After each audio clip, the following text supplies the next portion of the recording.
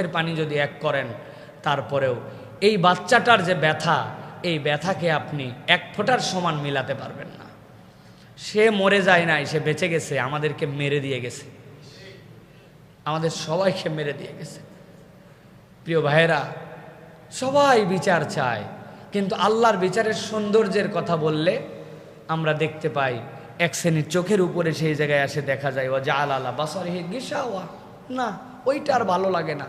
আল্লাহ বললেন তুমি বলো দৃষ্টান্তমূলক বিচার।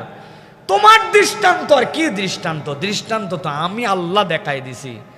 এমন জায়গায় মারবে কোমর পর্যন্ত পুঁতে পাথর নিক্ষেপ করে হুট করে ফাঁসি দিলাম রাত 12টায় 1 মিনিটে, এ তো আরামের মৃত্যু। এত আরামের মৃত্যু তার হতে পারে না। এটার নাম দৃষ্টান্ত, এটা আল্লাহর দেওয়া পদ্ধতি। আপনি বলতেছেন ধর্ষকের ফাঁসি চাই, দ্রুত সময়ে বিচার চাই, তাকে প্রকাশ্যে ফাঁসি দিতে হবে। না, আপনি আল্লাহ রাব্বুল আমিনের বিচার বোঝেন নাই, এই কথা বললেই তখন আবার বন্ধু বেজার, তখন উনি আর এটা নিতে পারে না। তার মানে আল্লাহর বিচারে সে সন্তুষ্ট নয়। আমরা বলতে চাই আল্লাহর ওয়াস্তে অন্য কোনো ক্ষেত্রে ইসলামের বিধান আপনার পছন্দ হোক বা না হোক, নারী নির্যাতন, যেটা নারীকে সবচেয়ে বড় সম্মান দিয়েছে ইসলাম, ইসলামের থেকে বেশি সম্মান নারীকে কেউ দিতে পারে নাই। ও বোন, ও নারীবাদী, ও ফেমিনিস্ট, আমি আপনাদের পায়ে হাত দিয়ে বলতেছি, ইসলাম স্টাডি করে দেখেন। পৃথিবীতে 200 বছর আগে নারীর উত্তরাধিকার ছিল না, শিশুদেরকে হত্যা করা হতো।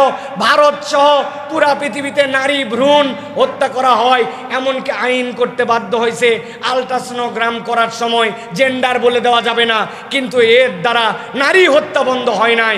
আর ইসলাম এই নারীকে এমন মর্যাদার আসনে বসাইছে যেটার কল্পনা নাই, যেটার তুলনা নাই।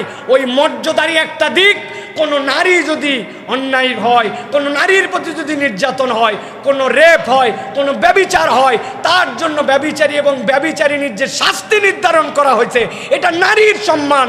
আপনি যদি এইটা প্রতিষ্ঠিত করতে না পারেন, আপনি যত ডায়লগ দেন, প্রকৃতার্থে নারীর মর্যাদা দিতে পারবেন না। প্রিয় ভাইয়েরা, ইসলাম নারীকে পোশাক দিয়ে সম্মানিত করেছে, এটা নারীর প্রোটেকশন। ইসলাম নারীর জন্য বিধান দিয়েছে, নারীর প্রোটেকশন। ইসলাম নারীকে তত্ত্বাবধায়ক শূন্য করে নাই।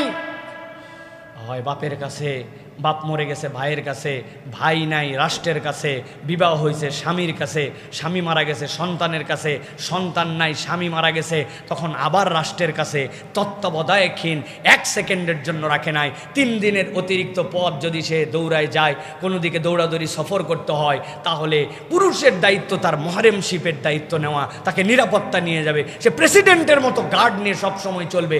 ইসলাম এই মর্যাদা তাকে দিল। আমরা যেই বলি শরীয়ত আইনটা বাস্তবায়ন করা হোক, তখন বন্ধু বেজার আছে না একদল, তখন নারীবাদী হয়ে যায়। আসলে নারীবাদী না, এটা নেড়িবাদী। কিবাদী?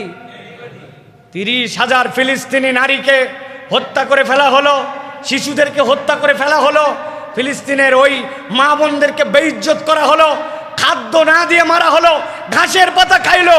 তোমরা যারা নারীবাদী করে, তখন তোমরা কোথায় ছিলে? ফিলিস্তিনের নারী তুমি দেখতে পাও না, আর এই জায়গায় শাহবাগে তুমি নারীবাদী মারাও। তুমি নারীবাদী না, তুমি নেড়িবাদী, ঠিক কিনা?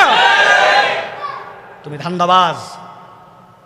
এই জন্য আমরা বলবো, আমার এই বোনের বিচার দ্রুত সময়ের মধ্যে কার্যকর করতে হবে। দোহাই লাগে, একটা ইসলামিক কোর্ট দিয়ে বিচার করেন, একটা করেন, অন্তত আমার বোন আসিয়ার বিচারটা করেন, দেখেন বাংলাদেশে কি পরিমাণ পরিবর্তন হয়। একটা বিচার করেন। আমরা দাবি দিচ্ছি, আপনারা দাবি করেন এইটা, কিন্তু এই কথা বললেই আমরা দেখেছি একদল, তারা সব সময় ওয়া খাতামা আলা সামঈহি ওয়া কলবিহি ওয়া জাআলা আলা বাসারিহি গিশাওয়া, আল্লাহর আইন সে দেখতে পায় না। আপনি কি হিসাবে বলেন যে আপনি ধর্ষকের বিচার, মৃত্যুদণ্ড চান, প্রকাশ্য শাস্তি চান? আরে ইসলাম তো এইটাই বলছে, কিন্তু আপনার তরিকায় নয়। আপনি কেন এরকম এটা বোঝেন না? এই জন্য বলবো, আমার মা বোনদের সম্মান, আমার বাচ্চার নিরাপত্তা, আমার সমাজের এই শৃঙ্খলা ফেরানোর জন্য ইসলামী শরিয়ার এই আইনের ইমপ্লিমেন্টেশনের কোনো ব্যতিক্রম নাই। আপনার আশ্রয়স্থল হচ্ছে ইসলাম, এটাই চূড়ান্ত কথা।